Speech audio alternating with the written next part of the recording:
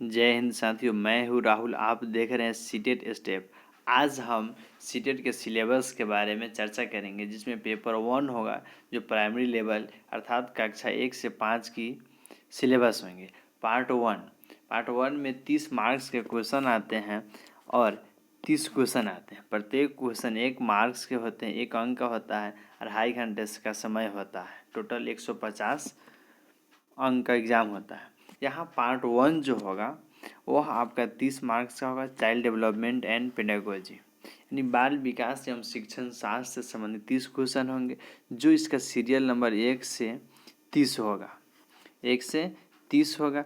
आगे जो होगा पार्ट 2 भी आपका 30 मार्क्स का होगा। इसमें भी 30 क्वेश्चन होंगे, लेकिन यहाँ 15 क्वेश्चन मैथ से होगा, 15 क्वेश्चन मैथ पेडागोजी से होगा। यानी 15 क्वेश्चन मैथ का होगा, वो आपके 3, 4, 5 कक्षा 3, 4, 5 के और 6 NCERT बुक से क्वेश्चन आते हैं। पेडागोजी के लिए NCERT बुक अगर ध्यान से पढ़ते हैं तो उसी में से कहीं ना कहीं ये भी बनाया जाता है, उससे संबंधित ही होता है। अगर पढ़ते हैं ध्यान से तो सॉल्व हो सकता है। मैथ 30 क्वेश्चन होगा। इसका जो सीरियल नंबर होगा वह 31 से 60 होगा। 31 से 60 होगा। अब पार्ट 3 की बात है। पार्ट 3 में है कि 30 क्वेश्चन होंगे, भी 30 मार्क्स का होगा। तो 30 मार्क्स में 15 EVS होगा, 15 पेडागोजी होगा। EVS मतलब इन्वायरमेंटल स्टडी हो गया। इन्वायरमेंटल स्टडी के लिए आपको 3, 4, 5 के आसपास का बुक देखना होगा। NCERT जो भी बुक में इसमें पढ़ने के लिए कहा जाता है सभी NCERT बुक होंगे। NCERT बुक में जो डाटा दिया है उसी डाटा को आपको याद करना हो। न कि जे लुसेंट कुछ और कहता है, अदर एग्जाम कुछ और कहता है, नहीं। NCERT जो कहता है उसी बुक को मानना है। और NCERT बुक आपको ओरिजिनल बुक पढ़ना होगा। तो यहाँ आपको 15 क्वेश्चन आपको पेडागोजी हो गया, 15 क्वेश्चन आपका EVS हो गया, जिसका सीरियल नंबर हो जाएगा 61 से 90। 61 से 90। अब आपका लैंग्वेज 1 आता है। लैंग्वेज 1 आता है, जितने भी संवैधानिक भाषा है उसमें से कोई एक आप भाषा को चूज कर सकते हैं लैंग्वेज 1 के रूप में। तो यहाँ हम अगर हिंदी को लेते हैं तो यहाँ 91 से सीरियल नंबर 91 से 120 तक हम बनाएंगे। हिंदी में 2 सीरियल नंबर, 191 से 120 होगा, एक 121 से 150 होगा। तो यहाँ हमको ध्यान रखना है कि हमको 91 से ही बनाना है। 91 से बनाएंगे। अब 30 मार्क्स का क्वेश्चन होगा, 30 क्वेश्चन होगा। इसमें 15 क्वेश्चन पैसेज होगा, 15 क्वेश्चन पेडागोजी होगा। पैसेज में क्या होगा, गद्य से होगा और पद भी होगा। 8 और 7 क्वेश्चन होगा। इसमें 15 क्वेश्चन हो गया। कुल व्याकरण भी होंगे इसमें। व्याकरण में संधि, समास, पर्यायवाची, विलोम शब्द, इस तरह से कई आप पूछे जाएंगे व्याकरण में भी।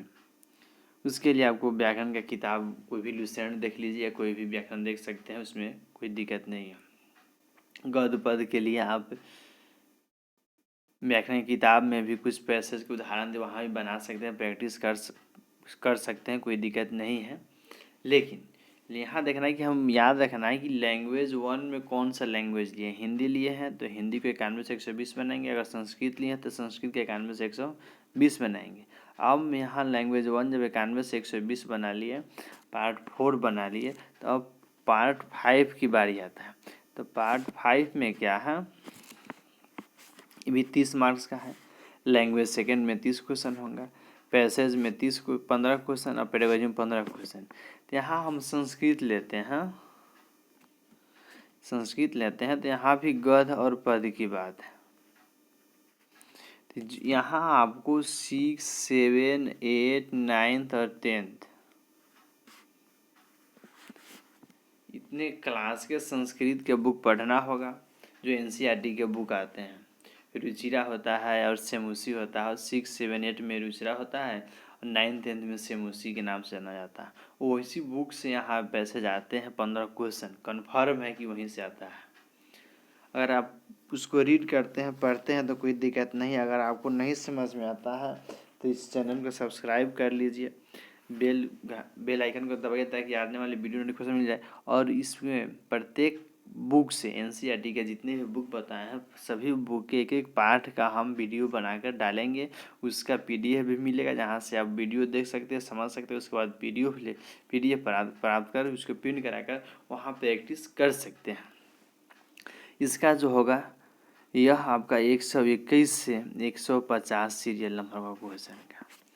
तो अगर संस्कृत लिए तो संस्कृत में 121 से 150 सीरियल नंबर वाला ही संस्कृत क्वेश्चन को सॉल्व करें। बहुत सारे विद्यार्थी यानी 40% विद्यार्थी वह लैंग्वेज 1 और लैंग्वेज 2 में ही कन्फ्यूजन हो जाते हैं और अपना गलती करके चल आते हैं। आई होप, आशा करते हैं कि आप इस वीडियो को देखने के बाद समझ गए होंगे कि हमें क्या करना है, नहीं करना है, किस तरह क्वेश्चन सॉल्व करना है और कौन सा बुक भी पढ़ना है, किस बुक से किस तरह पढ़ना है, क्या पढ़ेंगे कि मेरा रिजल्ट आ जाएगा। और उम्मीद करते हैं अगर आप पूर्ण रूप से समझ जाते हैं, अपनी कन्फ्यूजन को दूर कर लेते हैं, कॉन्सेप्ट क्लियर हो जाता है, तो आपका 60% प्लस मार्क्स आ सकता है।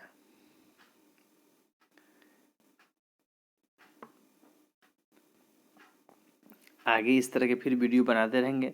तब तक के लिए धन्यवाद। फिर मिलते हैं अगले वीडियो में।